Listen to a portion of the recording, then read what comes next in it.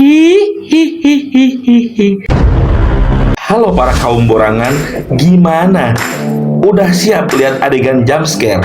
Kali ini di Gastive System Channel akan membawakan alur film bertemakan horor.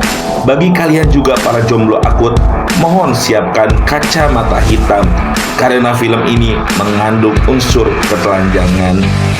Ayo kita sama-sama panggilin maskot tercinta kita. Bekicot.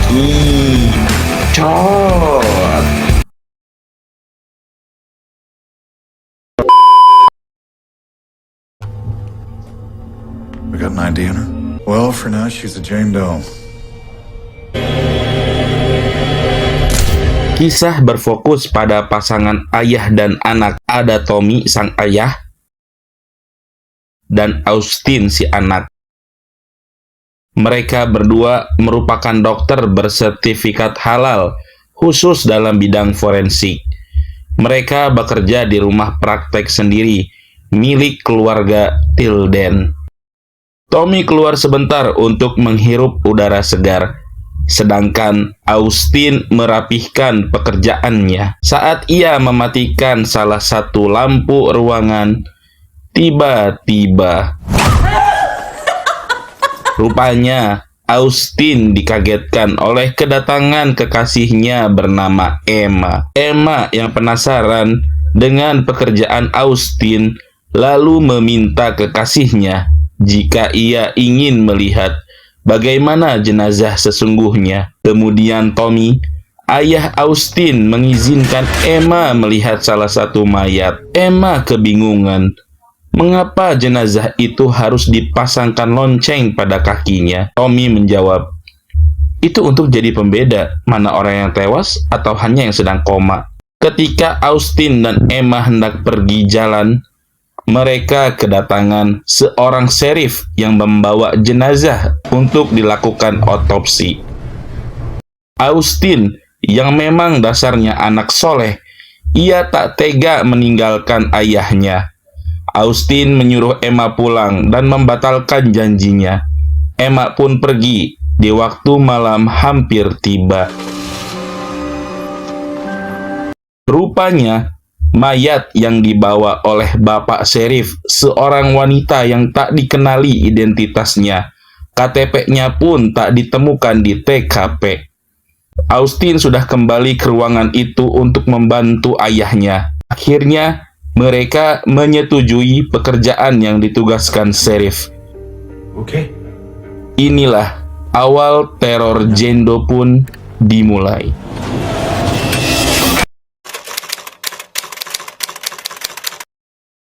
Tommy dan Austin sudah bersiap memakai baju scrub dan menyiapkan alat-alat bedah untuk melakukan pekerjaannya. Mereka melakukan otopsi ini dengan 4 tahap. Austin mengasumsikan jika mayat Jane Doe ini berusia sekitar 20 tahun. Ia terkejut ketika membuka mata si mayat. Pupil Jane Doe itu berwarna abu-abu berkabut, tak seperti pada umumnya. Selain itu, mayat tersebut juga memiliki pinggul yang lebih kecil dari tubuhnya. Tommy juga mendapati keanehan lainnya. Tulang dari pergelangan tangan dan kaki si mendiang wanita itu seperti patah dari dalam. Austin membuka mulut si mayat. Tak habis fikri, lidah dari mayat itu telah terpotong setengahnya. Tommy pun beropini jika mayat ini adalah hasil dari perdagangan manusia di wilayah Norfolk.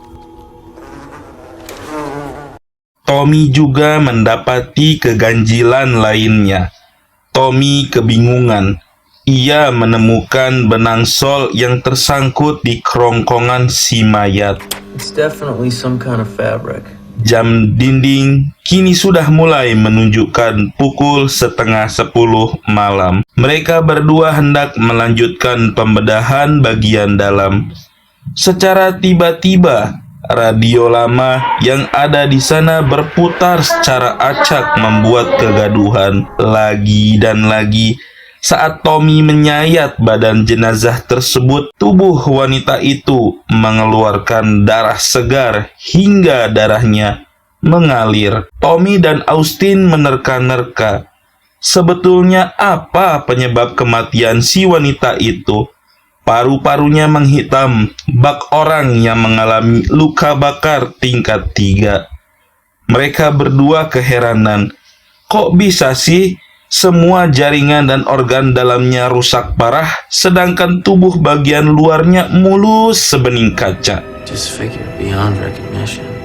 Suasana kian mencekam, terdengar gemuruh petir dari luar. Lampu pun redup-redup, seolah mayat itu tak terima jika tubuhnya ditelanjangi. Tak lama, terdengar suara keras dari luar ruangan. Austin mengeceknya. Ia melihat sosok bayangan hitam dari pantulan kaca. Austin perlahan menghampirinya. Perasaan takut menyelimuti, namun ia tetap waspada. Duh, serem oge iya film. Kebayang saya kalau di situ bakal gimana. Austin memeriksa ke arah saluran udara dan koplok ngareras aing, setan. Austin jatuh dari kursinya. Ayahnya menghampirinya. Lalu Austin kembali ke arah saluran udara dan ternyata itu hanyalah kucing miliknya yang terjebak di sana. Karena keadaannya sekarat, Tommy dan Austin pun mengkremasi kucing tersebut.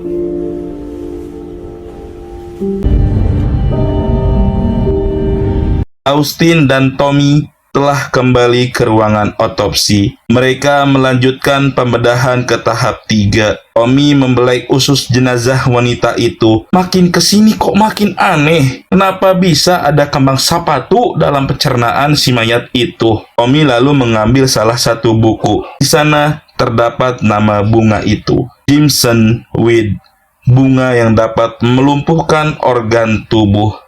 Dan ini menjelaskan jika mayat si wanita itu berasal dari daerah bagian utara. Terdengar laporan cuaca BMKG dari radio butut milik mereka. Austin yang ragu mengatakan pada ayahnya, "Beh, isukan wenya paur euy." Namun Tommy menolak karena pekerjaan yang sudah dimulai haruslah diselesaikan.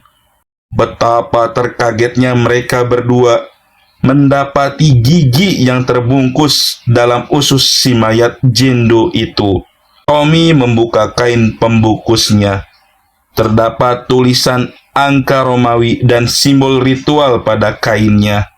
Tommy dan Austin mengurutkan kerusakan demi kerusakan dari tubuh si mayat wanita. Austin berstatement, jika ini mirip dengan ritual pengorbanan.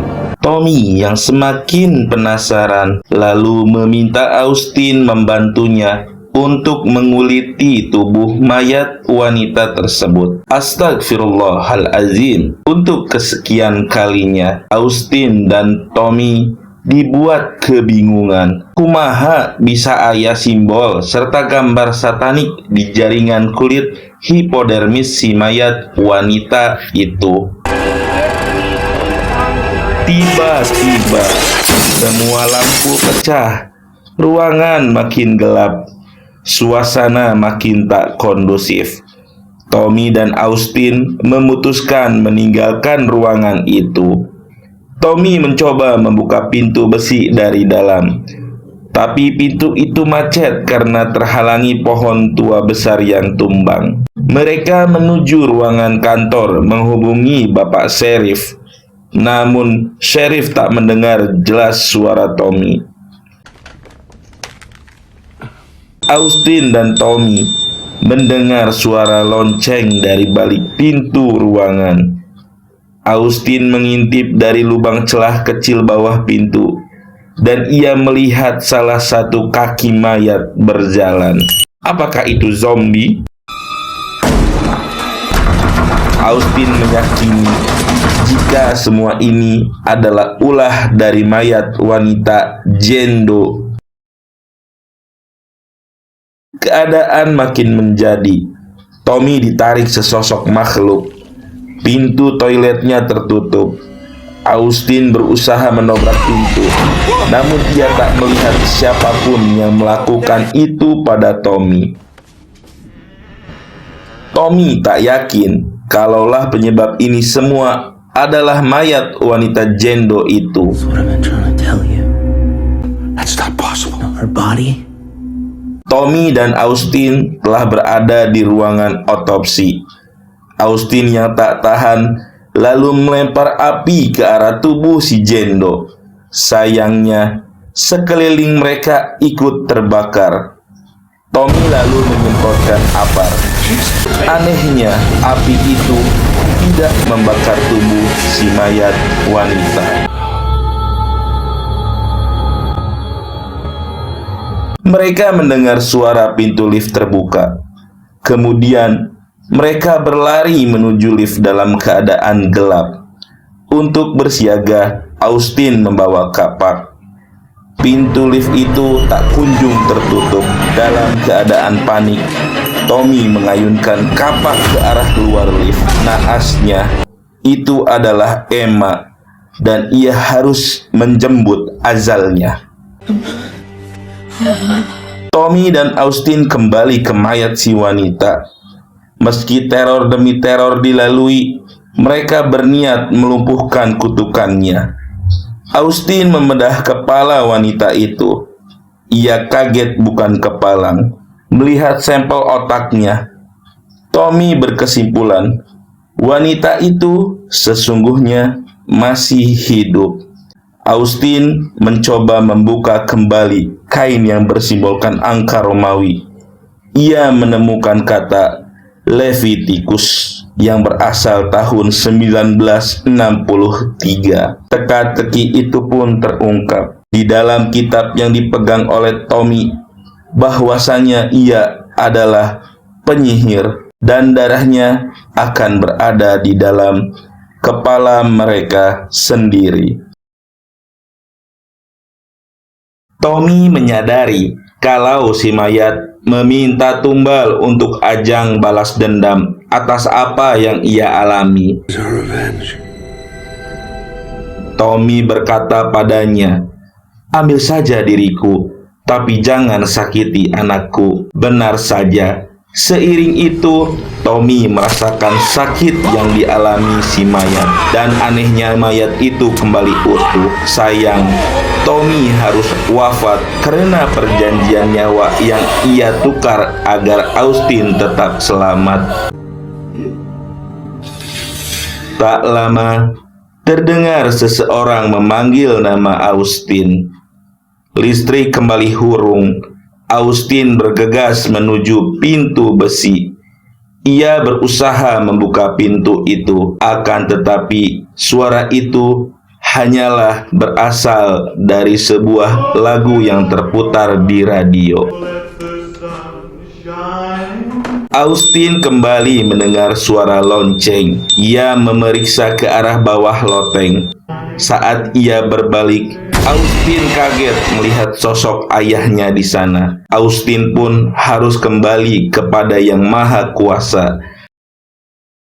Pagi harinya, Bapak Sheriff yang datang ke rumah Tilden sangat terpukul akan kejadian yang dialami oleh Tommy, Austin, dan Emma. Ia pun merasa aneh dengan kejanggalan itu. Lalu Bapak Sheriff memerintahkan anak buahnya agar membawa tubuh Jendo itu ke divisi lain. Di akhir film, Jendo yang seutuhnya pulih karena menghisap jiwa ayah Austin memberikan isyarat kalau ia masihlah hidup.